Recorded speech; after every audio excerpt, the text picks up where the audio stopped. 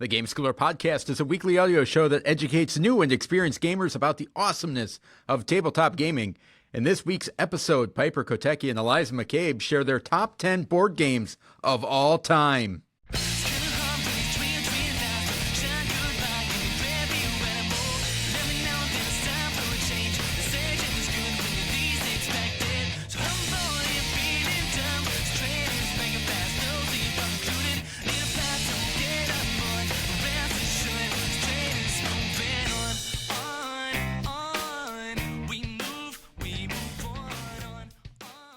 Welcome to the Game Schooler Podcast. I'm your host, Doug Kotecki, along with my co-host, Dr. Michael McCabe, and two very special guests this week.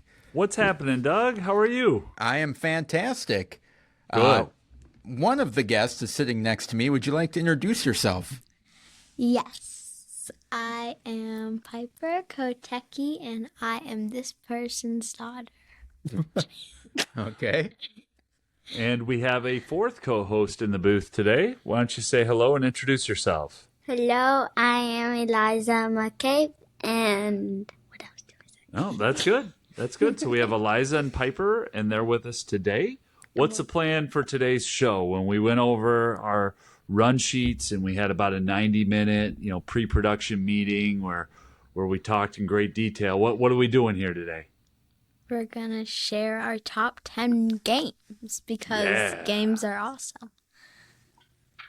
What? Louder? Okay. So. Thank you. Yeah. Okay. So we've got the top 10 games. Both of you have made your lists. Neither of you know what's on each other's lists, right? No. Okay. Have you played any of the games on your list with the other person? Yes. Yes. I think so. I guess we'll have to wait and find out. Okay. Like with Piper? Yeah, have you played any of these games with Piper? I think I've played at least one, maybe two. I don't think any on my list. I don't know. Okay. All right. Who wants to start? Me. All right. What's your number 10, Piper? My number 10 is Now, Okay. a card game. And can you describe the game? So basically, you have, a deck of cards, and then there's, I think 3 cards out on the table, and then once the game starts, you go through your cards and you try to get the closest without going over to one of the cards that are out there. And once you have your card, you say now, and then once everybody has said now, you flip all your cards over and then see who's the closest to each card, and whoever gets to each card whoever gets the closest to each card gets to take the card. And then at the end of the game, you either want red or blue because they cancel out each other. So if you have 5 of red and points and 5 of blue, then you have 0 points because they just cancel out each other. And yeah. All right. So what do you like about this game? I like that it's you gotta keep your brain moving, and you can't be because if you take too long, then you just get stuck with a random card because if everybody else does it before you and stuff. And I just like that it's really fun, and it's fun to play with a lot of people because then it's funner because then you get mad, but not mad. You get fun mad because you don't get the card you want, and then you're and then yeah. All right, so that's your number 10, which is Now from, and that came out in 2024. It's from Randolph and Scorpion Masqué. And it was a spotlight game back in episode 203, if people want to learn more about it. Liza, what's number 10 on your list? Circus Flucati. Circus Flocati, designed by? Rainer Knizia? Yep. What do you like about Circus Flocati? And what are you doing in the game? I like how it's challenging. How it's challenging. So what do you do in Circus Flocati? You flip cards from a deck and you have to pick them up, and they're either they're different colors and different numbers, and you have to Oh, you're doing great. You have. So you're trying to put on a show, right? Yeah. If you get one of each number, then you've put on a show. Or if you get three of the same type, that's Is called. it like a color tree? It's called a trio in that game, right? Colors or numbers? Is it numbers or colors? I thought it was three of the same numbers. Yeah. So you can either get trio, because what have to be the same number, and that's like 10 points at the end of the game. It's like an extra 10 points. And then a gala. Gala, yeah. If you get a gala of 10 different colors, it like ends the game. And then you have to like add up all your points at the end of the game. Yeah. Great. And that's designed by the Dr. Reiner Knizia. Most recently, it's been published by 25th Century. I think the game came out in 1998. There's a whole lot of different versions of it. All right, great. Piper, what's your number 9? My number 9 is Color Brain Disney Edition, because I love Disney and it's like really fun because you have to like guess, like basically there's like a card and it says like what color is like what are the colors of Sully from Monsters Inc.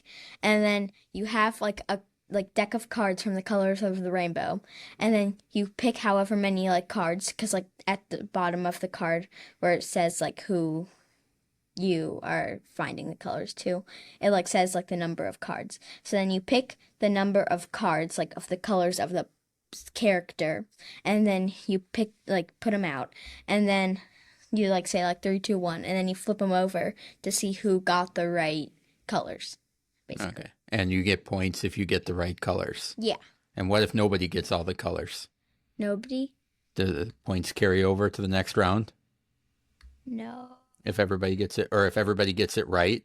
If everybody gets it right, I think doesn't like nobody get a point? Yeah, I think it goes to the next round. Yeah. Okay.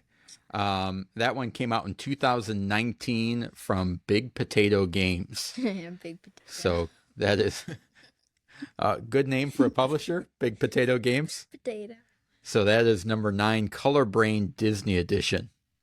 Awesome. Okay. My number 9 is Sausage Sizzle.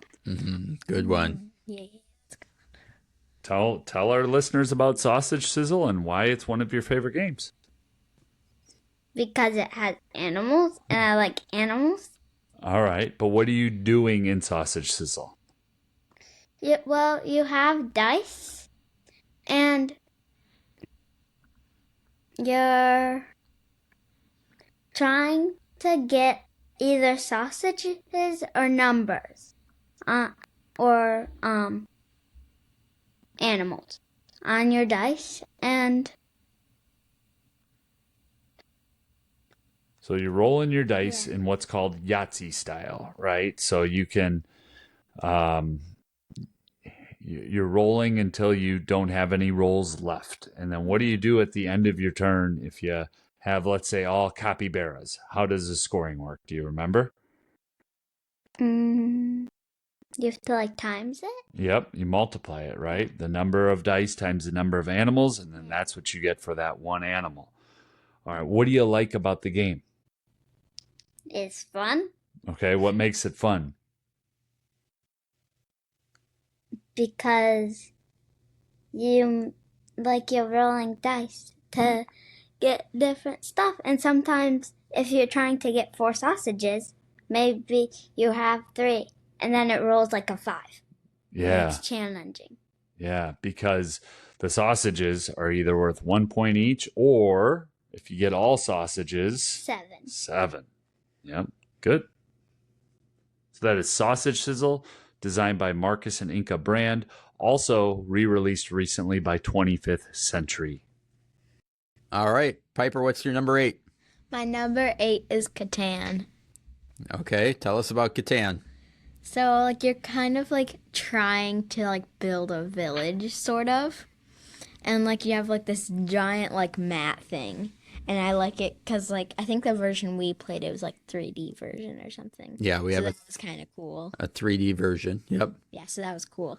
And then you have like different like resources kind of. Mm-hmm. And like if you get like I think it's like if you get like two like bricks or like and like three woods and you put them together and you can like return them and like you get like a house or something. Mm-hmm. And then like there's like just like a bajillion different like combinations of stuff that you can make. And then like I think it's like kind of challenging because I'm pretty sure you like I haven't played this for a while, but I'm pretty sure that you have to like you can't like be like right next to a different like somebody else's village, Yep. or else you can't build anymore that way. So Yeah. you're trying to like kind of stay in your own area. And block people Yeah, other off, and you're all racing to 10 points. Yeah. What do you like about Catan? I like that like it's like fun to play with like a family, and then you can it's like you can kind of like be creative with like where you want to like put like create your own village kind of. Mm-hmm. But then it's also like fun and challenging because like you don't want to run into like other people's like towns or villages or whatever you'd call them. Mm-hmm. So yeah. All right. So that is number 8, Catan. That one came out in 1995. That was way before you were born. From Catan Studios. Awesome. Number 8 for Eliza. Do you want to show? Because this is also one of Doug's favorites. Ooh, yeah. Yeah, getting some oohs and some ahs. All right, what's the name of the game, Liza, that's number 8 on your list? You got to talk loud into the microphone here. Snow White and the Seven Dwarfs. A gemstone mining game, right? All right, so what do you like about Snow White and the Seven Dwarfs, a gemstone mining game? And it's a game that you are very good at, by the way. And what are you doing in the game? I like that it's Disney themed, Yeah. and I like how you're trying like not to get certain like gems and stuff, like the black ones Yeah. and stuff. I like how it's challenging. All right, so you're drawing gems from a bag, and then what are you doing with those gems? Stop playing with the box here. We are recording an audio podcast, so. You forgot? You forgot? That happens. See, it's not always easy to just come up with a list and talk about games. There's a whole lot going on. So for our listeners who are not familiar, this is a game that Doug has been championing for a long time. It's also a game that's woefully out of print. So you can't get it all the time everywhere. So if you have a copy, you need to take good care of that copy. But in a gemstone mining game, you've got a decision to make. Are you going to keep mining and drawing gems from the bag, or are you going to get out of there? Because if you draw too many of the black gems, what happens? You bust. You bust. And do you get points after you've drawn too many black gems? Most of the time, your second one? No. No, you don't get any. What happens if you leave the mine with a whole bunch of different gems? What do you get? A bunch of points. A bunch of points. And that is Snow White and the Seven Dwarfs, a gemstone mining game published by The Op. All right. Did you do this next one on purpose? Your number 7? Kind of, yeah. All right. What's your number 7? 7 Wonders. Yeah? Yeah. Okay. What do you do in 7 Wonders? So, it's kind of similar to Catan. It's like the same kind of style of game, kind of. Well, they're kind of in the same olden days time period. Is that what you're saying? They have a similar setting, Yeah. but they play very differently. Yeah. So, basically, okay, so like you pick like a one of the 7 wonders for your like your civilization. Yeah, your civilization. And then you come with a natural resource. Mm-hmm. And then each like round, there's like 3 rounds with like different sets of cards. There's like different resources you can get. Like on the first round, it's mostly just like resources and like some buildings. And then the first round, that's what Yeah. And then the second round, it's mostly like buildings, but like like not harder resources, but like different resources, like not as natural resources, kind of. Yeah. Yeah. And then the third round, it's mostly just like all expensive buildings, because if you didn't get all the resources the first two rounds, then you're just stuck with nothing. Yeah. Because And like most of the buildings like cost resources, and then you can also get like not army. yeah, military. Yeah, military. Well, or For your dad your- can, right, Piper? I mean, you could, but doesn't your dad always go for military, or is that just when he's playing against me? No, and that's Actually, when we played, either me and my mom always get military. He's just buying the other stuff, so then we win, and I'm like, yes. so. What do how are you getting the cards that you play? You spend coins. No, you pick them. You draft pick them, 'em, yeah. right? You get a hand of cards, and you pick one, and you pass the rest, right? Yeah. Okay. What do you like about this one? I like that that it's like about it's about 7 wonders, because I really like history and stuff. Mhm. And then I also like that it's like really fun, and that like sometimes like let's see, how do I explain it?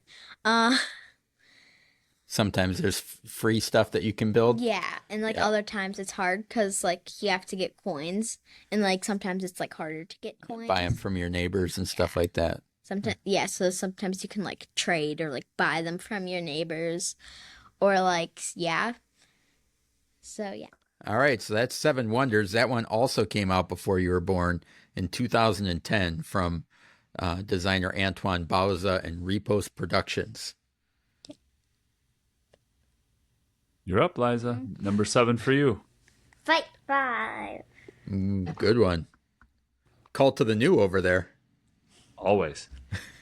What do you do in Fight 5? Well, it's a card game, and you want to get points. How do you get points? You have to like battle over like different cards and stuff, and higher number wins. Yep, the higher number wins. The higher number is going to win. And what happens if you get a star? What do stars do? They're like any number. They're like a wild. They're a wild, and they're going to be worth 10 points, right? Yeah, at the end of the game. Yeah. All right. And what do you like about the game? That you're battling over stuff. You like that you're battling over stuff. So if it's you, me, and your mom playing, you're going to get to battle against me and against Yeah. your mom, right? Yeah. Yeah. I like how when you're in the middle, if you play a higher number, you get more stuff. Yeah, you do. Good. Yeah, this one's been getting quite a bit of plays in our house, and we've taken it with us on several different road trips here the last few weeks as well. So that is Fight 5 from Neon Night Studios, a subsidiary of Chip Theory Games, designed by Aaron Heim and Manny Tremblay. It is available for pre-order right now on the Chip Theory website. Thanks, Liza. Awesome. Great game. All right, what's your number 6, Piper? My number 6 is Telestrations.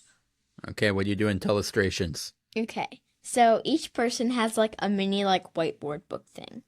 And then you pick like a little, like you have this little card and it has a bunch of different things. Like a bunch of different things you can draw. So then you roll a dice, and then whatever number you land on, that's what you have to draw on the card, because like they're numbered. And then, so then you have, do you have a time limit, or do you just like draw it? You can probably just to keep the game moving, but it doesn't. You don't necessarily need one. Yeah, but so then you can have a time limit if you like really wanted to, but you don't have to. And then you draw the picture. So then you pass yours to the next person, the person to your right. And then the person that was to your left gives you theirs. And then on the next page, like you look at the drawing and then you flip the page and then write down what you think it was. Like what the drawing was of. And then you just like keep going and going and And then going. the next person draws what Yeah, the next person. the other person wrote. Yeah. And then you go all the way around the table. So then if say my dad got like swing set, and then he drew that, and then I got it, and I thought it was a swing set. And then I passed it to the next person, and they thought it was a swing set, so then they drew a swing set. And then it keeps going and going. And then it's fun at the end, because then, like, we, like, get our original books back, and then we, like, I don't know if you have to do this, but, like, we showed it one time when we did it. Like, we like, went around, and we showed, like, from the beginning to end, and it was kind of funny. Yeah, because sometimes Like, it doesn't always end up what, like, the drawing was supposed to be of. yeah, So, yeah. because then somebody will draw a picture of mussels, and then the next person thinks that it was mountains, so they write down mountains, and then the next person draws mountains, and then what you get back at the end is not always what you started with, and it can be pretty funny. Yeah. So that's number 6, Telestrations from the Op Games. Great. What's your number 6, Eliza? No Mercy. Go ahead, show them. Yeah, You guys just like to beat up on each other, don't you? we do. We are big fans of battling and fighting and attacking with cards in this house. So No Mercy is designed by... Rainer Knizia. Who's that? I can't quite hear you. Rainer Knizia. Oh, Reiner Knizia. And what are you doing in No Mercy, Eliza? Battle. Yeah, but what are you doing on your turn? You're going to flip 3 what? 3 cards, and you can keep going, or you can stop. But if you keep going, there's a chance you might bust. And how would you bust if your 4th or 5th or whatever card after 3 is what? So, say you have a 3 already, and you flip another 3, but it's like your 4th card, you bust. You bust. Yeah. And No Mercy has recently been re-implemented. Oh. Don't laugh, Doug. There's a new fruit version that is currently Fruit. available from CMYK in North America. I don't happen to know the exact name of that game because in our house, No Mercy with the Western theme from Mandu Games is our preferred No Mercy of choice. But it's also out there and available in the wild as a game called Hit. So there's a lot of Reiner Knizia No Mercy type games out there. Anything else that you really like about it? Because there's one other thing that you love doing. Getting 10. Getting 10s. So Liza will steal 10s from people, and she will play until she gets 10s from people. All right. What's your number 5, Piper? My number 5, I think Eliza's played this and probably likes it, is Micro Macro Kids Crazy City Park. We have some crossover here. Eliza's number 5 is also Micro Macro. All right. So what do you do in the game, ladies?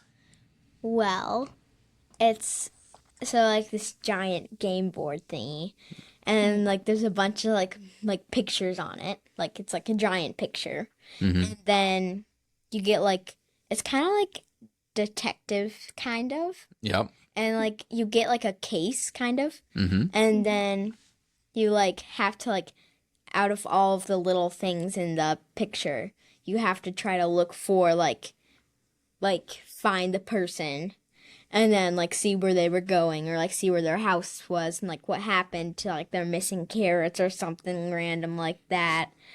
Yeah. You're like figuring out the problem. Mm-hmm. It's like if like somebody's carrots were missing, like you have to find them and then like retrace It's a pretty big deal if somebody's carrots are missing. Yeah. Yeah, And, what like, if you you have really to- needed them for the stew? Yeah. Very important stuff. Have either of you guys played Where's Waldo? Have you seen those books? Yeah, I've seen them. It's very similar to that. If Oh, okay. people have, yeah. Yeah. Except like it's like not a book. It's just like kind of like a giant like Map. board. Yeah. What do you like? What do you guys like about the game? It's challenging. I like how there's like different mysteries and stuff. Yeah. And if you don't like it, you can just look for a new one. Yeah.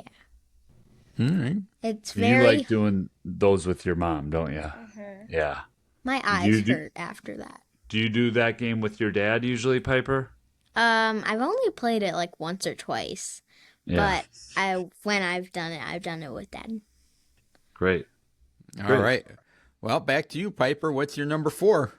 My number 4 is Junior Detectives. All right, Junior Detectives. Tell us about that game. Okay, so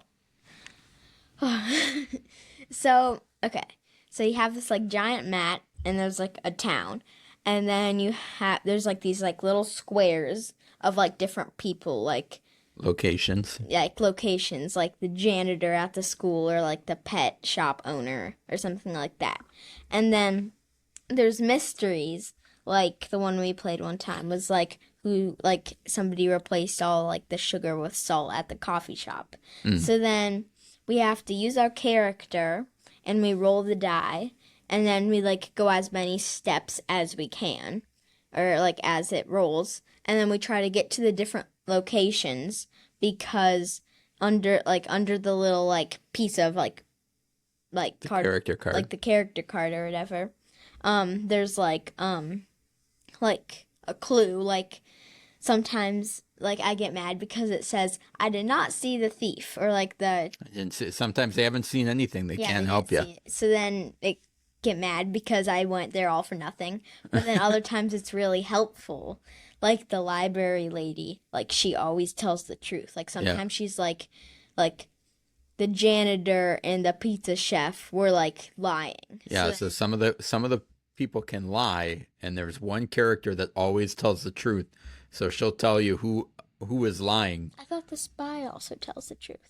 No, the spy tells you what costume the person is in. Yeah. Is hiding in. You mean location? No, the costume.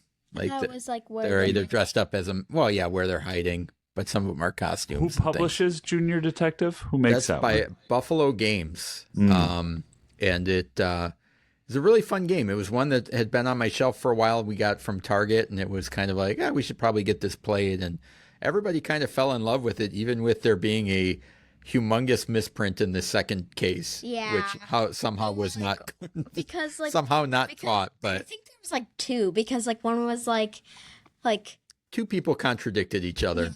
like somebody has a hat, and the other person doesn't have a hat. But the thing was, it was like actually like one of them was supposed to be like they have a hat, and the other one was like they Have freckles. like freckles. So it So Board Game Geeks for the win there to help us solve that out. But everybody in the family really liked that one. Yes. So that's number 4, Junior Detective. What's number 4 for you, Liza? Trio. Trio. And what are you doing in the card game Trio? You're trying to make trios? Well, what is a trio? You gotta explain it as if nobody's ever played the game before. What are you doing in Trio? You're trying to get 3 sets of 3. And they're like different numbers. It goes to 1 to 12. Yep. And you have to play it in order of your hand, like 1, like your lowest or your highest. You can't just go in the middle like a 7. You have to stay at like your lowest or your highest. Yeah. This is when you played with Piper, right? Yeah. Piper's played this at our house. We were at like a Yep. coffee shop, I think, and like Eliza was dominating, and I was like, "What the heck?" She's just like ding ding ding ding ding, and I was like, Sounds like me playing with Mr. Michael in a demo. So in Trio, I know. Go ahead. All right, you're not done. Take it. And if you get a 7, you and like it's your first trio, you win the whole game. So it's the first one to win 3 sevens or 3 3 of a kinds, right? Yeah. Great. What do you like about Trio? I like that it's a game we can play with the whole family, and it's really fun with more players and stuff. Yeah. Yes. I like that too. Players the Good job. better. Yeah, this is one we've played a lot, haven't we? Yeah. All right. Even in a hotel. Even in a hotel. Yep. Even with grandma, even a lot of places. All right. What's your number 3, Piper? My number 3 is Green Team Wins.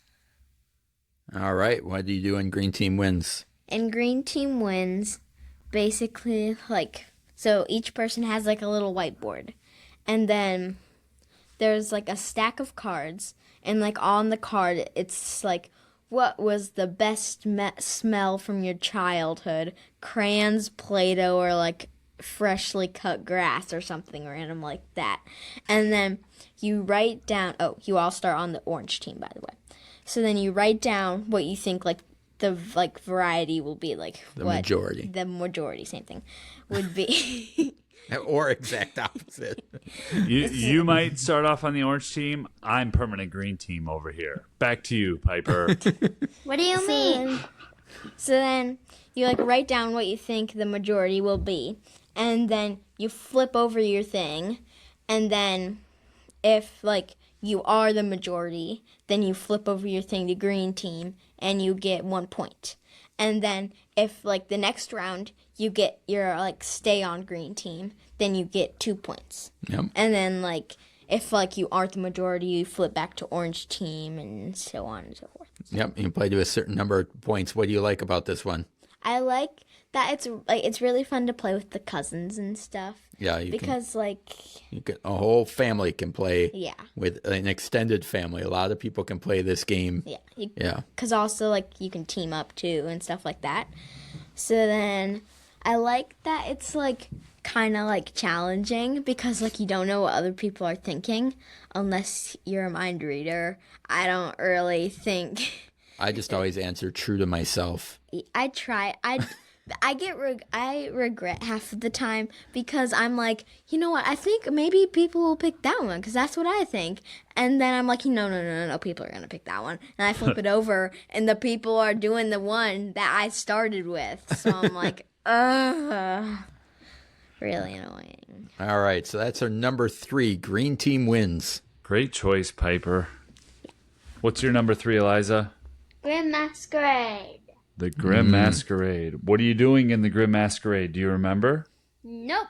You don't remember. Well, I'm going to help with this one a little bit. It's been a while since we've played it, but I know it's one that you do really enjoy. So at the beginning of the game, what are you dealt? What are you given? A person like fairy tale thing. You're provided one of 8 different fairy tale characters, right? Yeah. And you're going to you've been invited to this ball. And throughout the game, you are trying to unmask other people that are at the ball and keep your identity to yourself. Keep your identity hidden, right? Mm-hmm. And so you play over rounds. You play a couple different rounds, and whoever has the most roses at the end wins. Roses are points. So what do you like about this game, Eliza? I like how it's fun and you're trying to like unlock other people's characters, like know what characters they have, and it's like challenging and tricky because you might guess wrong. Yeah. Or someone might say your character and it's right. Wait, Yeah. so then like do you just like pick a character at random? So then you might be like the person that. Yeah, one gets dealt to you. You have at a secret random. character at the start, and then you play down. You're trying to collect certain things that you want, and if you collect them all before other people collect the things that they want, you win. But in doing that, you can also get the things that you don't want. So like if Sleeping Beauty gets the spinning wheel, gets 2 of those, then she gets knocked out of the round because she got her bad things. So, sounds like something you would like? Yeah. All I right. think one time with the cousins, actually, we played like a game similar to that without the board game. Like we just we picked a character and then like our grandma randomly picked like who was a bad person, and we like went around and shook hands with everybody. And if you like double squeezed their hand, you had to pretend to die. So then, yeah. Seems like a very different game. You had one more thing you wanted to say about it? And you get like different cards to like reveal other people's and stuff. So that is Grim Masquerade from Tim Eisner, Ben Eisner, James Hudson, art by Mr. Cuddington, which is awesome, and it was published by Druid City and Skybound Games. All right, great choice there. Are you getting some games added to your list? All right. What's your number 2, Piper? My number 2 is the Game of Life. Game of Life. This one came out in 1960. That was almost before Michael was born. 1960. That looks like Almost. it's like a game. I was like, All right, so what do you do in the Game of Life? so basically, like you start at the beginning and you decide if you want to like go to college or just skip, and then you like go through life like, and then you like spin the wheel and like explain it. So like you like spin the wheel and then you like go as many as like it says, and like you can land on like some there's like a baby section or something like that. If you could like land on like twins or like no baby or like a payday, which like means you get money. Double your money Yeah, double your because you money. get a job. That's a and big day. You're No basically baby going. twins payday. That's a big Yeah. day right there. Because then you can like also like there's a job area where like you can like land on like an area where you get a job. So then you have like 3 cards and you gotta pick like the job like usually with like the most money. So then you make the most money. No passion projects over here. It's got to be the most money. So then like because then you can like buy like houses and stuff with like the money. Yeah. It's like Monopoly money kind of. Yeah. And then like at the end like there's this one area where like you got like are there, and then you like spin the thing to see if you land on a red or a black, and if you get like a black, I think it is, then you like Different cards. Yeah. like different cards. So like it could be a bad thing or a good thing that happens to your life or something like that. Yeah. So you like just what do you like about it?